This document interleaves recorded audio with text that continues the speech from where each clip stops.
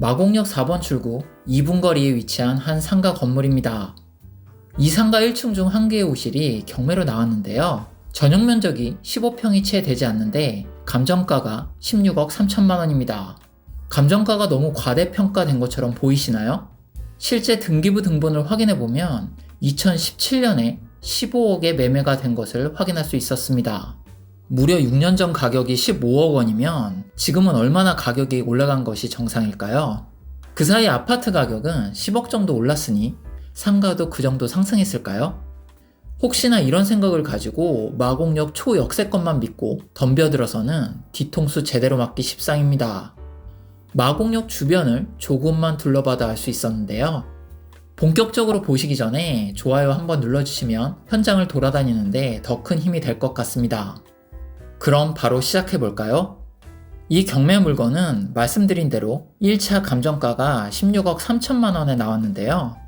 하지만 아무도 입찰하지 않아서 20% 떨어진 가격인 13억의 2차 경매가 진행되었지만 역시 아무도 입찰하지 않았습니다. 다시 3차 10억 4천만 원 역시 입찰자가 없었고요. 4차 8억 3천만 원 또한 없었습니다. 그리고 5차 6억 6천만 원까지 떨어진 상황에서 결국 4명이 입찰을 했고 8억에 해당 물건을 가져갔습니다. 한 경매 사이트에서만 해당 물건을 조회한 사람이 6천명 가까이 되는데 결국 4명이 입찰해서 그중 1명이 반값에 가져간 셈입니다. 과연 이것은 아주 싸게 득템한 물건일까요? 그것을 따져보려면 우선 주변을 잘 살펴봐야겠죠? 지금 보시는 건물은 해당 경매 물건 맞은편에 있는 오피스텔과 그 아래에 있는 상가입니다. 얼핏 봐도 1층이 거의 전멸인 것 같아서 건너가서 확인을 해봤습니다. 진짜 거의 전멸이네요. 해당 매물대를 보니 전용 15평이 월세 315만원입니다. 가격이 이렇게 높은 이유는 여러 가지겠죠. 마곡역 도보 2분 거리로 유동인구가 엄청나다. 연구단지 및 오피스텔의 고정 배우 수요만으로도 높은 수익을 기대할 수 있다. 점심 저녁 시간의 핫플레이스 중 하나다. 5호선뿐 아니라 9호선 공항 철도와도 가깝고 공항 대로와도 접해 있다. 하지만 지난 광명 상권에서도 말씀드렸듯 역세권 여부도 중요한 요소이지만 결국은 사람이 어디로 움직이고 그 동선에서 소비가 어떻게 일어날지를 생각해 봐야 하는데요. 보시다시피 마곡역 3번과 4번 출구 사이에는 남측과 북측을 가르는 10차선 공항대로가 있습니다. 사람들의 동선이 제한될 수밖에 없어 보이는데요. 쉽게 말해 3번이나 4번 출구로 나와서 굳이 맞은편에 있는 상가를 갈 필요가 없다는 뜻이죠. 이미 해당 출구의 각 거리에는 상가가 넘쳐나고 있기 때문인데요. 상가가 부족하다면 해당 거리의 상가를 이용하려는 사람들도 많고 맞은편 상가까지 기꺼이 건너서 가려고 하겠지만 지금 같은 상황에서는 굳이 한참을 걸어 큰 길을 건너서 상가를 이용할 필요가 없는 것이죠. 이곳은 LG 사이언스파크 업무지구에 인접한 상가 모습입니다.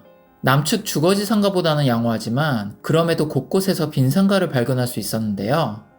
정말 웬만한 업종은 다 들어서 있기 때문에 경쟁이 아주 치열할 것으로 보입니다.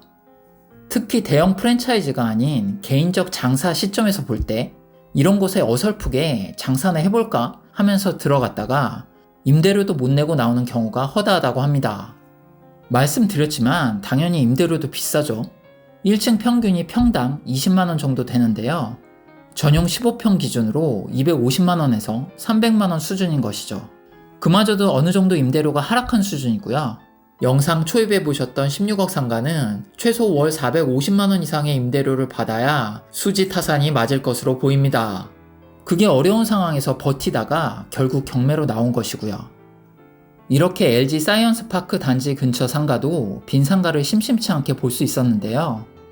4, 5번 출구 쪽 주거지 밀집 지역 상가 상황은 더 심합니다. 주거지 상가는 직장을 퇴근하고 오는 동선에 걸리기 때문에 아무래도 소비 수준이 더 약할 수밖에 없습니다.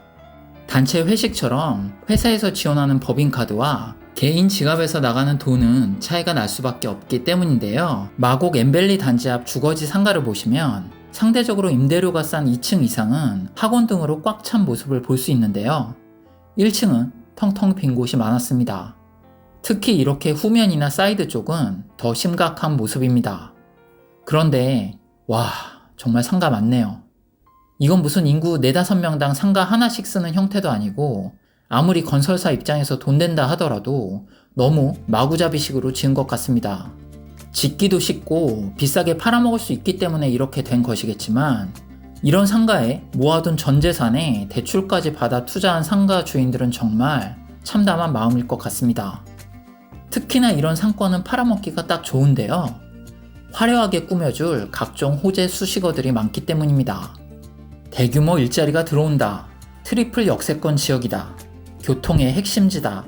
병원, 학원, 음식점, 대형 커피숍이 이미 줄줄이 대기 중이다. 등등 있겠죠. 하지만 그만큼 공급이 엄청나다는 사실을 꼭 알고 있어야 합니다.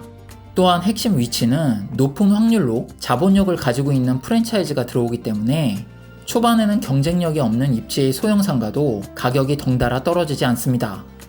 나중에 사람들이 발길이 닿지 않는 것을 확인할 때쯤이면 이미 너무 늦어 손쓰기 어렵게 되는 상황을 맞이하게 됩니다. 경매로 나온 해당 건물의 1층 상가는 8억의 낙찰을 받았으니 월 임대료 250만원에서 300만원 수준으로 예상한 것 같습니다. 회사 명의로 받은 것을 보니 직접 해당 상가에서 영업을 할 가능성도 있어 보이고요.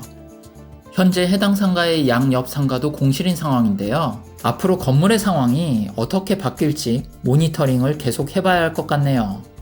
이렇게 마곡역과 딱 붙어있는 상권도 좋지 못한 상황인데요.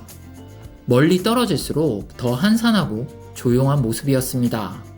LG 사이언스 파크 길 맞은편 남쪽 지역 역시 주거지와 더불어 여러 회사들이 있는 것을 확인할 수 있었는데요.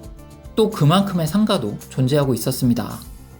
새롭게 변하는 도시는 기회만큼 위험 또한 존재한다는 것을 다시 한번 느낄 수 있었습니다. 혹시 자영업을 생각하고 있거나 은퇴 후에 월세 수입을 위해 상가 투자를 생각하는 분이 있다면 해당 지역을 본인 스스로 면밀하게 분석을 해봐야 합니다. 분석이라고 해서 거창할 것 없습니다.